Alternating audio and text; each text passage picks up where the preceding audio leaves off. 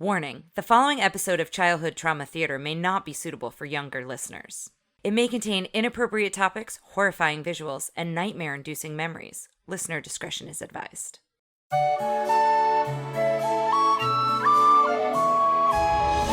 I'm Tara. I'm Ryan. We love Disney movies. So we decided to watch them all, from Snow White to Frozen 2 and beyond.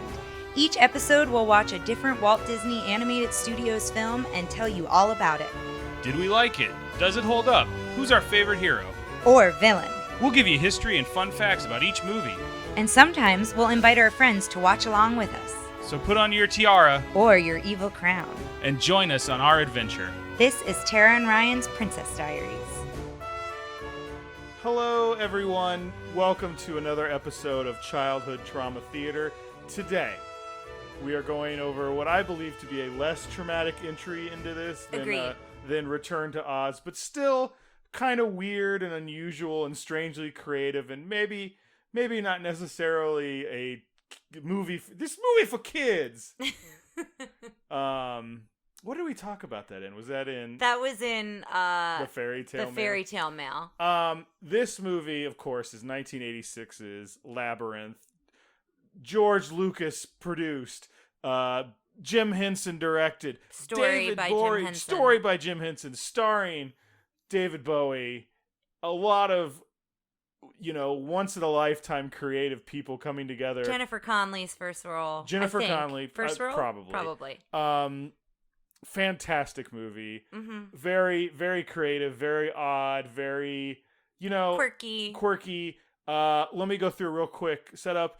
Sarah wishes her half-brother Toby be taken by the Goblin King, played by David Bowie, who does indeed come and take him, and she immediately feels regretful, and he says, well, if you can make it to the center of my labyrinth in 13 hours, you can take him back. She goes on an adventure. She meets Hoggle the dwarf, Ludo the monster, and Sir Didymus the knight. And Ambrosius, his cowardly dog mount. She makes it to the center, the Goblin City. Castle. Goblin City and then the castle. And then the castle, and eventually overcomes to get her brother back. It's a story of it's interesting, because by the end it felt like she was putting away childish things and growing up a little, but then at the same time she's like, I still need this stuff, which I feel like a lot of these movies are just like, now I'm an adult.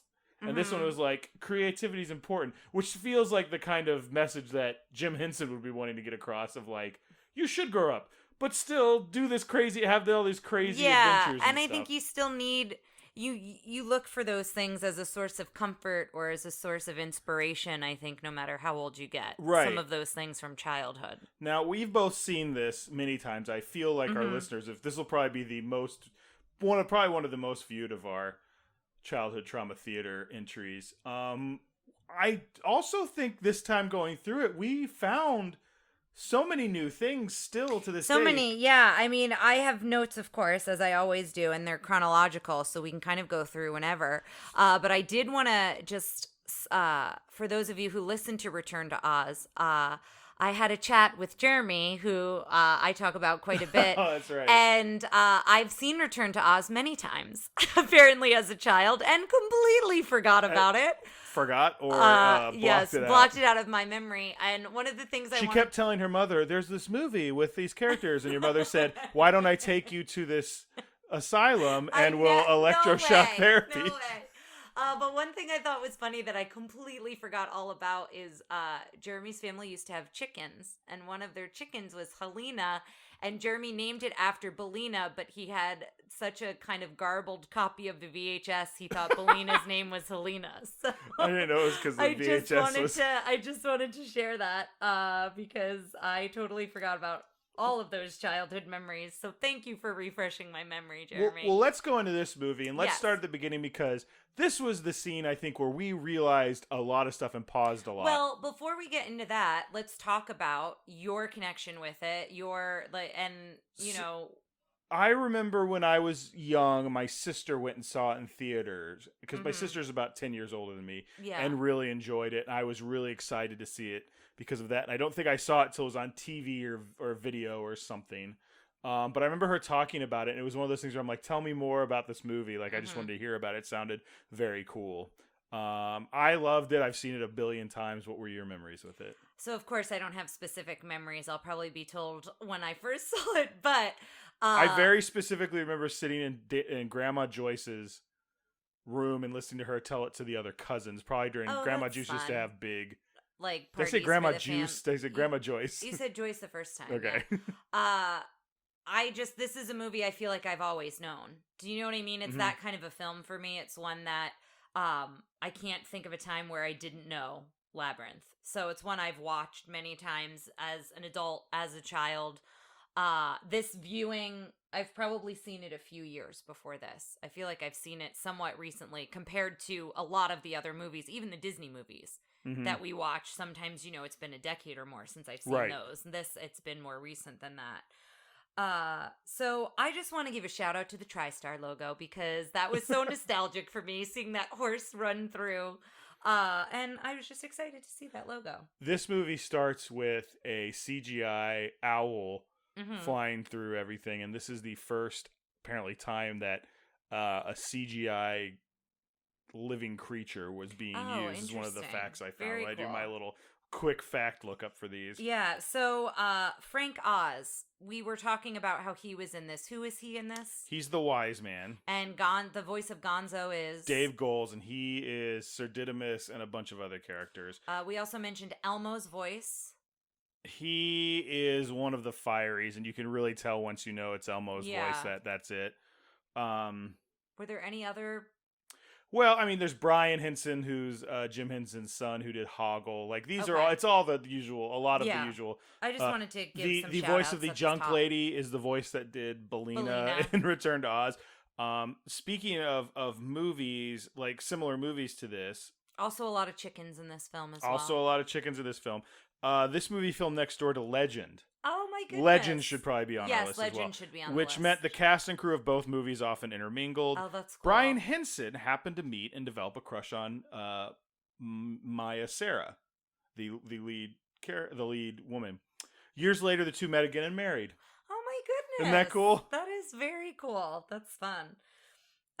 So I just, at the top here, one of the first things I wrote was, I miss David Bowie. This is such like a good tribute. If you're a David Bowie fan, revisit this film, revisit his music, of course, but I miss him in our world. Let's jump to her room, because that's where, when we meet Sarah, we see she's a very creative person into drama. She's very whiny. And then we start looking around her room, and this is something we picked up. We started pausing it.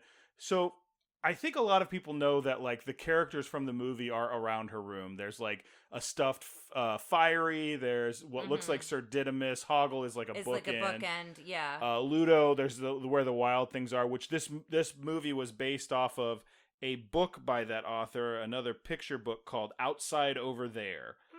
Which was illustrated in 1981, which was about a young woman finding her baby sister who's been spirited away by some goblins. And then from that, it came from Jim Henson's brain. So where the wild things are, there's a bunch of books. There's the Snow White and the Seven Dwarfs, the Disney version, Alice in Wonderland, Wizard of Oz. We talked about how this had a real big Wizard of Oz vibe. Yeah, Grimm's Fairy Tale as well is there. Hans Christian Andersen. Yeah, and the theme, I never really thought about it, but it is very similar to Wizard of Oz in the sense of, is this a dream? Is it reality that she kind of goes into? It feels so real to her. She's dealing with her personal problems by going to this fantasy place. Yeah, she meets friends along the way who help her realize kind of her potential as well. She realizes she kind of has to do this on her own.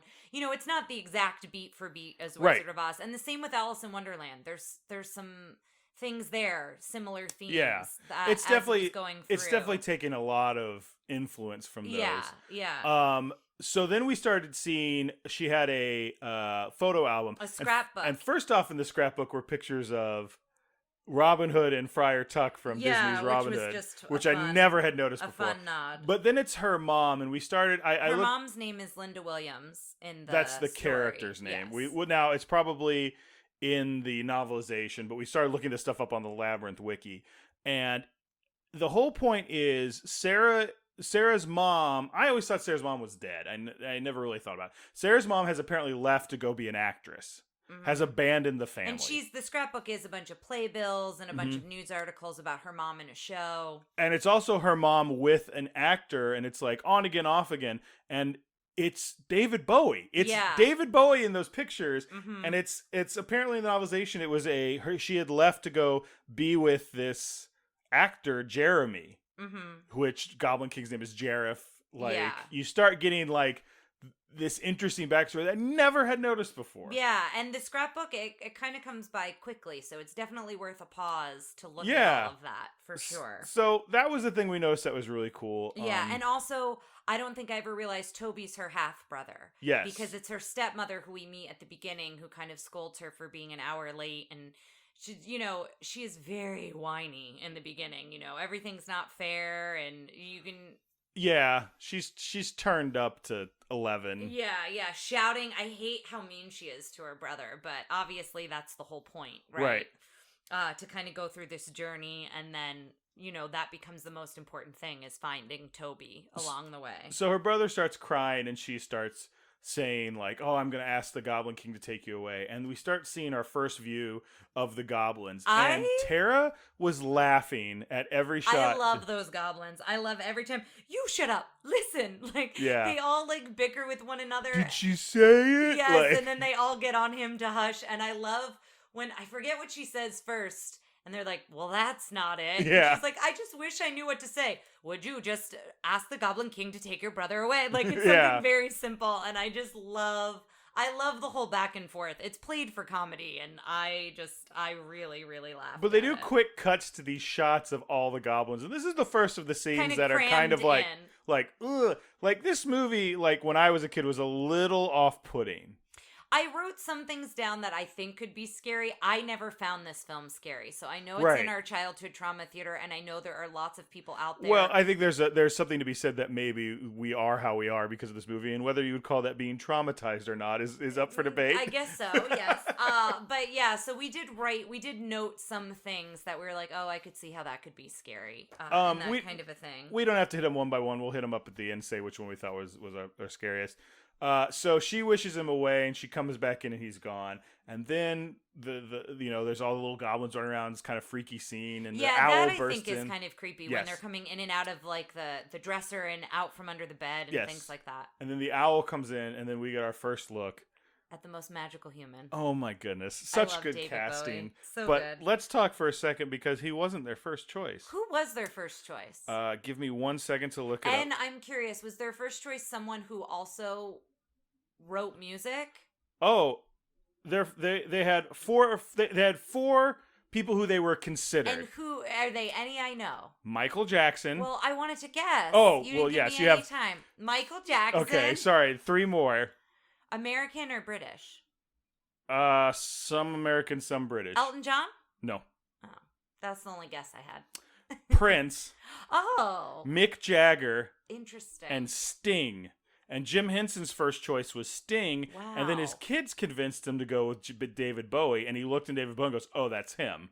Wow, that's so interesting. Because David Bowie had just reached mainstream popularity with Let's Dance. Yeah. That's so interesting. I'm picturing, I think Prince would have had a really unique take on it as well. Mm-hmm. I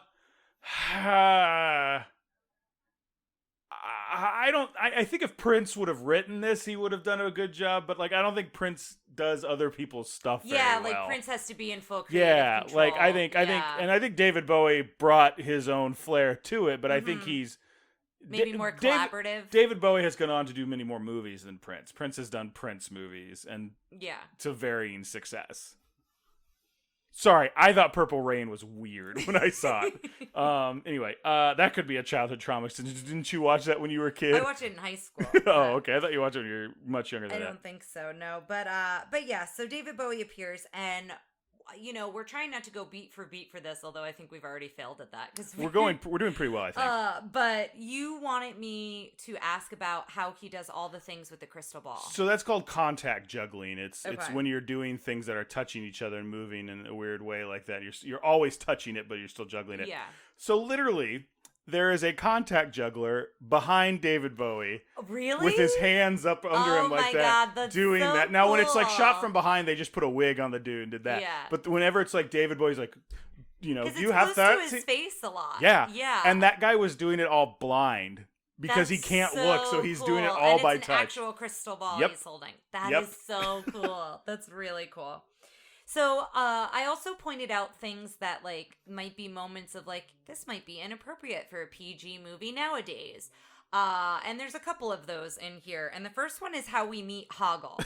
I don't know that would necessarily be appropriate. Hoggle taking a leak. Yeah, into the fountain. Yeah. I don't know if that would be in a PG film. That's how we see him. I have a fact about the Hoggle puppet. Okay. So first of all, I told you this. It's an actress. I have to find her name here in a sec, but it's an actress in a Sherry Weiser is in the suit, and then there's like 4 to 5 people running her mouth, the eyes, the eyebrows, everything. In fact, you might wonder why Hoggle makes so many groaning noises between his lines, and that was to keep his mouth open as much as possible so that Sherry Weiser was able to look out and see things. The other fact I have about the Hoggle puppet. A Hoggle puppet got lost on an airplane and remained undiscovered until it turned up at the Unclaimed Baggage Center, a store in Scottsboro, Alabama. When a worker opened the crate, he got scared by the sight of the puppet. It is now on display in their museum. That's so cool. So there's like a museum in Alabama that's like amazing unclaimed luggage. That's really cool. Also horrifying to picture that as like a puppet in a suitcase. Also, Hoggle's design. I mean, the design of each one of these characters is so intricate, and I feel like there's so many different things you can find and notice for the first time, and I'll point out the things that we noticed that we were really excited about, but take a look at Hoggle's vest. Because the back of his vest, it's all like leather patchwork, but it's a face, and the tongue is like his belt. It's his, like, his thing that carries all his stuff. Yeah, that carries his bag of jewels and his other cool design. Pieces on him. It's such a cool design. And that's kind of throughout, the attention to detail. I mean, that's something I think Jim Henson is known for, and just everyone, Lucas as well, Lucasfilm, you know, we talked about how George Lucas was a producer on this. There's so much attention to detail. I have an interesting George Lucas fact with this movie. Okay. Producer George Lucas chose not to do any interviews during the release of this movie as to not steal Jim Henson's thunder. Good for him. I just thought that was a cool bit. Because I didn't know. I forgot this was a Lucasfilm joint. So one of the things we thought was creepy was when she's first in the labyrinth, all the eyeballs that are coming out of the moss, but then they have like weird voices like, who is she? Oh. I think that's just I love that that's just a weird thing. At first I was like, oh, that's how he's going to see her. And then you never see those eyeballs again. You see them one other time when she's like down and pouting and she's like, it's still somewhat early on in the film, but it's while she's in the labyrinth maze. They're like kind of by her. Right before she meets your favorite character, the worm. It's either before or after the worm. It might be before the guards. The 4 guards. Oh yeah. It's somewhere in there, but yeah. Then we get the best musical number, Dance Magic Dance. I have a Dance Magic Dance fact. I would love to hear it. The dance magic scene consisted of over 48 Muppets, 52 puppeteers, and 8 people in goblin costumes. Wow. It's such a cool scene. And it's also something, you know, rewatch the movie, but if you're not going to rewatch the movie, go look up that scene. It's so much fun. There's so much to look at, and you can really see the design of the goblins, I think, really well in here. And you can, if you look closely, see when it is a real baby and when it is a fake baby. Yeah. Or baby. Like baby. He says, you must reach the baby. The like baby. He says it very odd. Also, we really love the little guys who change the stones. So at one point when she's going through the labyrinth, she takes out her lipstick, and it's very smart what she does. She writes an arrow so she can kind of retrace her steps if she gets turned around or comes to a dead end. And it's kind of like their home, like their front door is how I picture it. And they get really annoyed that she's drawn on their door, and they flip it around. They're called tile keepers in the script, so I don't know if that's their job. Maybe that is, but they were super fun. But the thing is, it shows that it doesn't matter. Like, she gets mad, but then, like, the wall behind her disappears and those two guys are there, and then the wall comes behind her. So it's like it's changing all the time anyway. So yeah, those guys are switching up stuff on her, but it doesn't really matter. Yeah. One of my favorite characters is the worm, and the worm is in the film for like 2.5 seconds, but I love the worm. I think love the worm's design of the pretty famous considering not being a major character. I love the design of the worm, the little wispies of the hair. He's got like his little scarf, and all he wants is for her to just come in and meet the missus and have a cup of tea. And you were saying there was some, I don't know if it's a There was debate, something online where it was like the worm betrays her and sends her the wrong way. And then the argument was, well, no, it knew that she needed to meet her friends to and I'm like, I don't think it's as serious as that. I think he didn't know she wanted, he just thought she was some girl. I think he just was like trying to chat her up and was like, do you want to come in and have some tea? And I think had she come in and had some tea, maybe she would have found out which way the castle was. Now, we have another theory that we'll get to later on that we kind of came up with that I think is a pretty good theory, but we'll get to that in a bit. Yeah. So we come across the guards, and Ryan, in unison with the guards, ba-ba-ba-bum, certain death. Ooh. So they're really great too. I absolutely love them. They're so funny, and this riddle that she has to figure out. It's like a very famous like Dungeons and Dragons riddle. Is like it? One of us tells I the truth and was one of us always curious. lies. Yeah. But like it's always How do you figure it out? Well, she's got a good point. She goes, "What would he say? Yeah. Would he say you would tell me?" So then she figures it out. Like that's the way to fix it. That's the way to figure it out. But it was really funny. I saw something literally the other day on Twitter that was like, "Wife, how was your day? Guard 1, stifling a cry. Fine. Was it really fine? Yes. Would the other guard tell me it was fine?" Like, I don't know why. That's really great. And then like someone else put like, "Guard, I don't," and then it's like, "Priest, then by the power vested in me, you may kiss the bride," like, or something like that. But she winds up falling into all these hands, and this was such a creative and unique thing, because the falling reminds you of Alice in Wonderland, but then what she's falling into are all these hands that are grabbing onto her and they catch her. And then making faces to talk. And then, they're making faces to talk to her and asking her, do you want to go up or down? So she gets the choice to decide. Over 100 pairs of latex hands were made for the helping hands scene. That's such a cool scene. That scene would be fun to almost kind of pause and see each face, because each one is so different. Oh, I used to do it all the time. I remember them so much. It's so cool. I like the one with the mustache. It's like, which way? Yeah, and then there's one that almost has like little antennas at the top. Yeah. Yeah, that one I think is towards the end. But then we see all these rock faces, and that was a little reminiscent of the false alarms. No, they're called false alarms. Oh, the false alarms. Yes, the false alarms reminded me a little bit of Return to Oz. They don't look the same. Oh, the gnomes. Yeah. They reminded me a little bit. But I loved him being like, "Shut up," and he's like, "Please, I haven't said it in so long." I haven't said it in so long, and then he thanks them that he gets to say it. So Terry Jones wrote this, the original script. Terry Jones, one of the original Monty Python members. And then they took it and they went in a different direction with it. But apparently Jim Henson went, "Well, it's not funny anymore." So he brought it back to Terry Jones and went, "Can you go through it and make it funny again?" Yeah. And he's like, "This is very different from my original."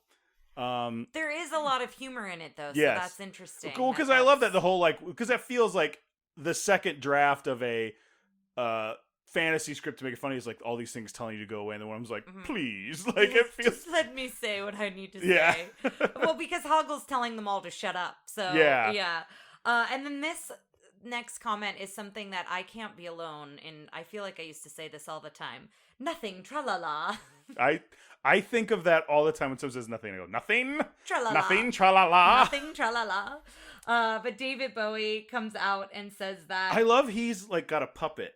Yes. And he's like, "Who's this?" And then he comes out of it. His reveals each time he's checking in to see where she's at. A lot of times he's doing it from the castle, but then he's appearing because you find out that Hoggle is kind of working for him. And Hoggle has this inner struggle. Hoggle comes out and tells us right at the beginning and tells Sarah, "I'm a coward." And we see that, but we see Hoggle overcome that as well. I used to love Ludo. I have a Ludo Pop vinyl somewhere. Really? Yeah, I think it's from in my box of the ones from work. Yeah. But Ludo used to be my favorite. Hoggle, after watching this time, is my favorite because I think he's got a good arc, and I also like him being like, "Oh, we're friends. That's great." And then like Ludo screams, he's like, "Oh, goodbye!" And he just, runs off. But Yeah, he winds up not only getting one friend, but he gets several friends. Yes. Like, Ludo says that they're friends, and... I want to talk about I love the cleaner here. This is also the first time we hear David Bowie threaten with throwing him in the bog of eternal stench. Yes. Yeah, and we haven't seen what that looks like yet, but... or smell it. I feel like you can smell it through the screen by how visual it is. But we'll get to that in a sec. Yeah. But then the cleaner comes, which I was like is just this like thing of knives that's like cleaning out the like a big metal thing that's coming like through this tunnel that they're in. But I think that's where a lot of the humor comes from. Is it's weird fantasy stuff, but then it's commonplace. Like at the beginning when it's like, oh, they're fairies, and he's just like, 39. Yeah, you know? yeah. I think he winds up killing at least 60. Yeah. He gets to 60 and then she picks it up and is like, jump. It bites her, and he's like, what'd you think it was gonna do? Like, I love the humor comes from, these things are trying to scare us. They're false alarms. Don't worry about them. Like, it's the cleaner. It's this horrible thing, but when it goes by, it's just like people on a bicycle doing their job. Like, they're like, oh, I'm here to clean out the thing. Yeah. There's a lot of like, nothing is what it seems, and that is told to us from the very beginning, and they play that up so well in this film throughout.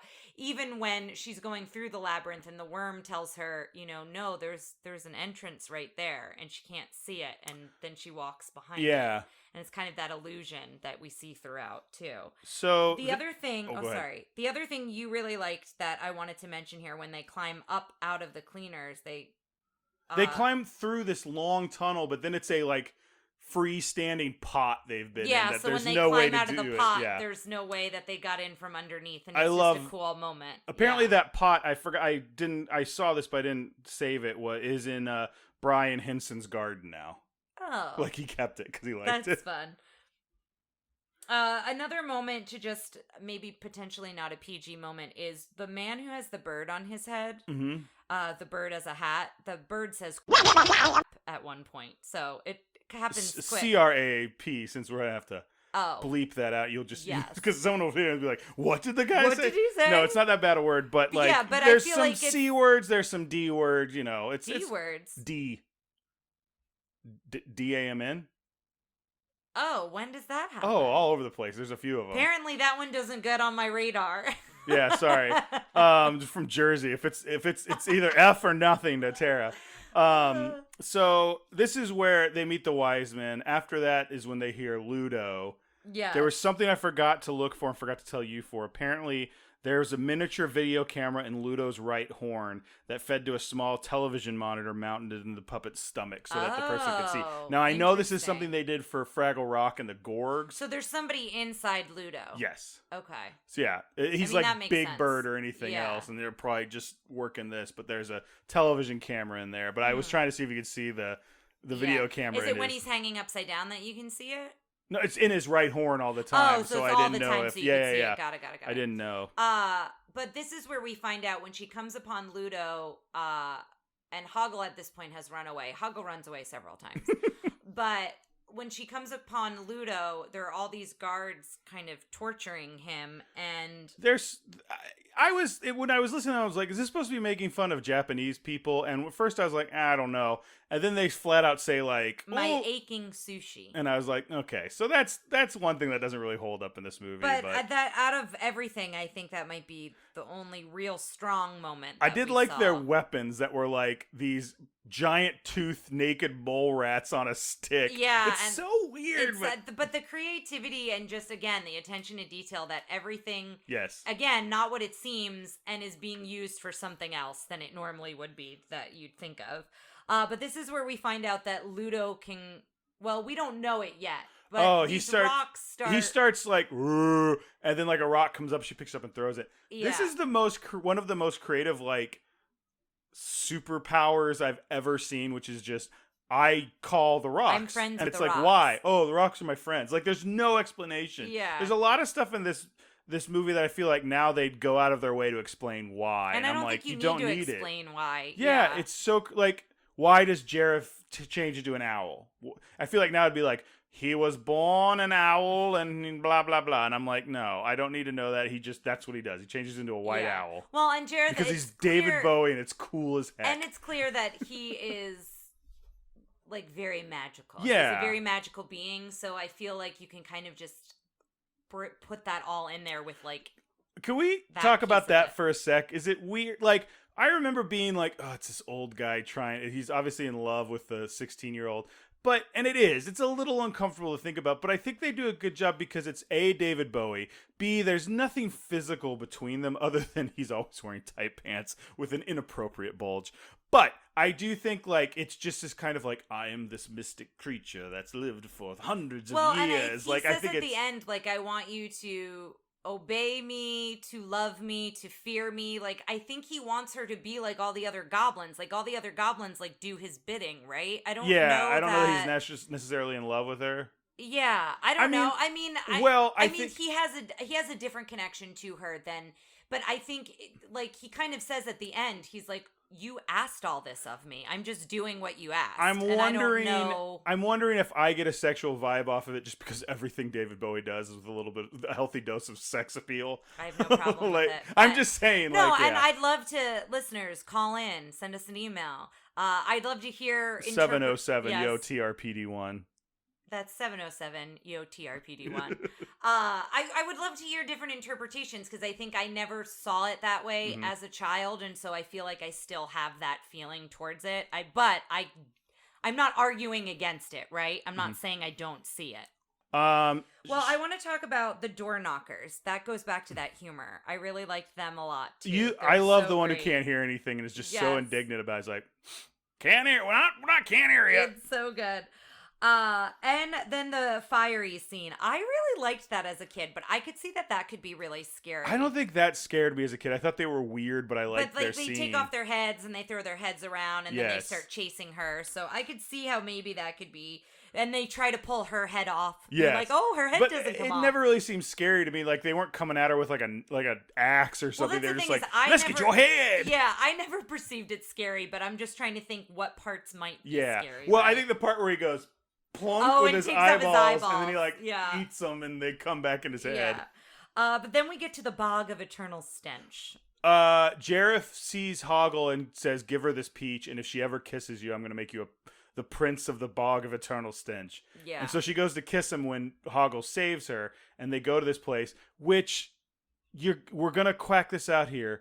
But if you've seen the movie, you can imagine what I'm saying. All the things that are making the smells and like noise, they look like horses. Like, for lack of a better term. I never would have put that together until You're gonna go horseback riding soon, and when you do, I want you to look and think of this scene. I'm sure, but I've never thought of it that way. But yes. Like you can like almost smell it by how they depict it in there. So, what do you think it smells like? Does it smell like the wet dog food that we're feeding Lady now? No, I think it smells worse than that. But then we get to meet. Hold on, I've got a good fact. Oh, Brian Froud, who was the head of design, recounts that at the royal premiere, Prince Charles was the only one laughing during the Bog of Stench scene. They met again at the opening of the Museum of the Moving Image in London in 1988, at which time the prince recalled to Froud how much he had enjoyed that scene. So apparently he loved it. You and Prince Charles, you like barrel laughed at that scene. when they're walking laughter. On the rocks, and it's like every time he steps, it's like. The best is when Sir Didymus and Ambrosia run across it. But that's where we get to meet Sir Didymus, who is your character, who is my absolute favorite. I laugh at everything he does, and every time he's on the dog and the dog is running, and we looked it up, and you can look at it if you're really looking for it, which I was this time, when the dog is a puppet and when it's a real dog, and when the real dog is running with Sir Didymus on top of him and he's just flopping around. But you made a good point of like, it never flops more than you think his character would. Exactly, yeah. Like they've designed his character in such a way that that's how he moves regardless. Because I think whenever he's on it, shows him, he's just like, Ambrosius! And he's just like yelling like. So good. I love him so much. Like I could not talk about him enough. I absolutely love him. Then we get into the dancing montage. So as she eats the poison peach, we get into this whole montage of this masquerade ball, and he's essentially just trying to have her forget everything so she can forget that she's looking for Toby. And I think she's beautiful here. I love her dress. I love everything about her. Bowie. Hair extensions. Yes, David Bowie has got this elaborate cape on. He's got, I think, a total of 6 outfits. I counted 6 different. I wish I knew the words. The song is "As the World Falls Down." As the world falls down. That's pretty good. Did you ever see that? Did you ever watch Flight of the Conchords? Yeah. Did you see the one where like David Bowie kept coming to one of them in a dream, but it was always David Bowie from something? No. So one of them was like him walking on the scene. He's like, "It's me, David Bowie from 1986's Labyrinth," and it's the other guy dressed as. No, I'll have to put that scene up somewhere. But then that's where we meet the junk lady that Ryan mentioned earlier, which is Belina's. Oh, the same voice as Belina. According to the Goblin Companion, and this is my last fact I have, which is a book that gives a description to every goblin in the labyrinth. Oh, we might need to own that. The junk lady who carries everything on her back is named Agnes, and this is where our theory comes in, because I think we think every goblin in the world is a baby that he's taken that hasn't gotten back. That was kind of our thought when he does Dance Magic Dance. It seems like the whole idea is he's going to change the baby. Yes. And then so the assumption would be that a lot of people have given up or just given him the baby or forgot or whatever. Yeah. But then there's the people who, or like, because it feels like he's always like, you will give up. He said at the beginning, he's like, she's gonna give up. She's gonna give up. So now I feel like most people have given up. But then when we get to the junk lady scene, there's a couple other junk ladies in the background. And then when she puts her into her room, her fake room, and starts giving her stuff, she starts piling it on her back like she has. So I was wondering, are the junk ladies sisters who like came to get their babies? Yeah. And they forgot. And like they ate the poison peach or whatever. She does have you feel like she's working for Jareth. Well, originally she was supposed to be right? a mechanism that he was like controlling, yeah. So you still have, I feel like that's still there, but I do think the way she piles all of her stuff, you like this and you miss this. Well, all the goblins are now his subjects, so they're probably just his subjects too. And I guess he controlled Hoggle to a certain degree. So yeah, I think I mean we came up with the theory kind of together, so I'm in agreement of it. But I'm a little shocked you didn't give more excitement to the fact that her name is Agnes.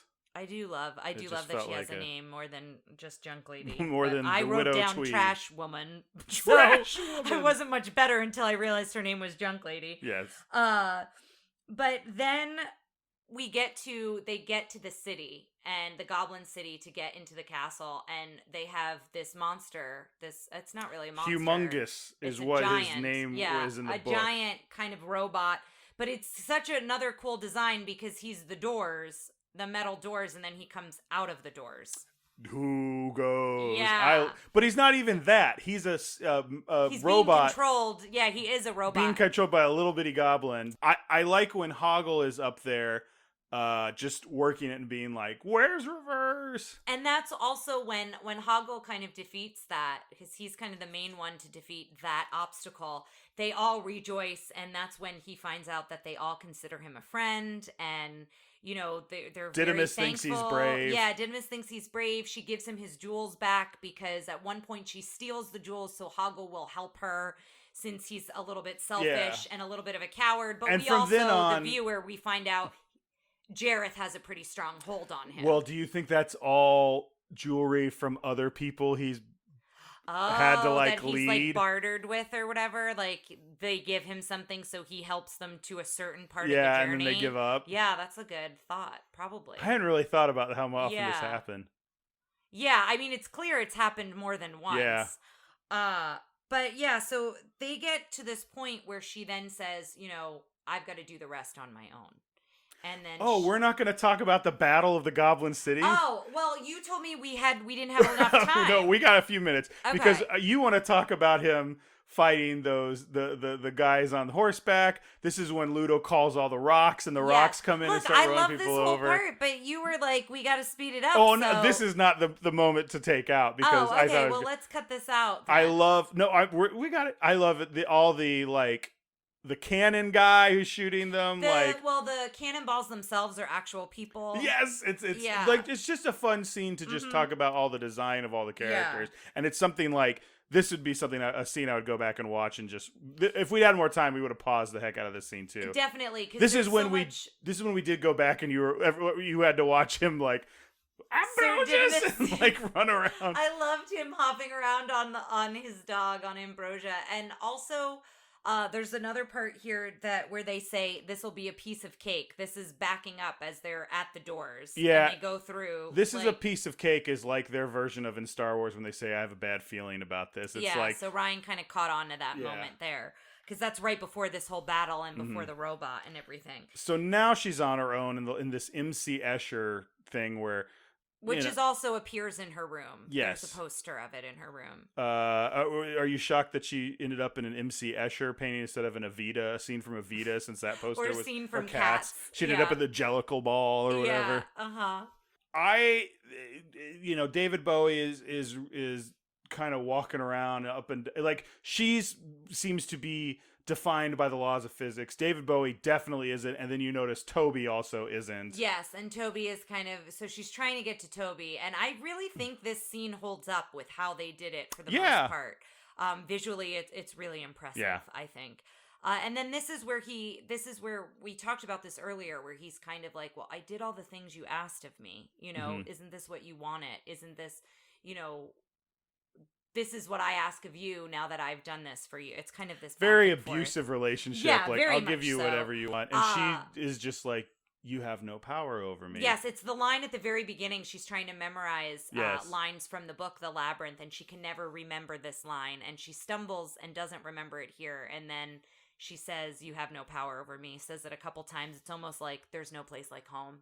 Mm-hmm. She says it a couple of times, and then I don't know if she says it a couple of times. She or said if it's definitely, just, or maybe it's an echo. It's echoing for effect because it's definitely all of a sudden it's like super stylized, like him throwing the bubble up and then falling and turning into the owl. Yeah, it's said several times, and she appears back in her home, and she looks, and there's Toby in his bed asleep, and she gives Toby her what looks like a Winnie the Pooh stuffed animal. It's a bear, a yellow bear. It really does. It has that like stiff arm and leg thing. Yeah, and she calls it Lancelot, and so she gives Toby Lancelot. So you can see her relationship with Toby is much stronger, and she's sharing. You look in her room, and her room is filled with so many things that Toby might enjoy as well. And so it looks like maybe she'll be a little bit more open to interacting with Toby in that way. She's also putting some things away, like it was the pictures of her mom with David Bowie. Yeah, and the music box, which is kind of what that whole ballroom scene is based off of. And that's when she sees Ludo and Didymus in the mirror. And Hoggle in the mirror, and they're like, if you need us, and she's like, well, I do need you.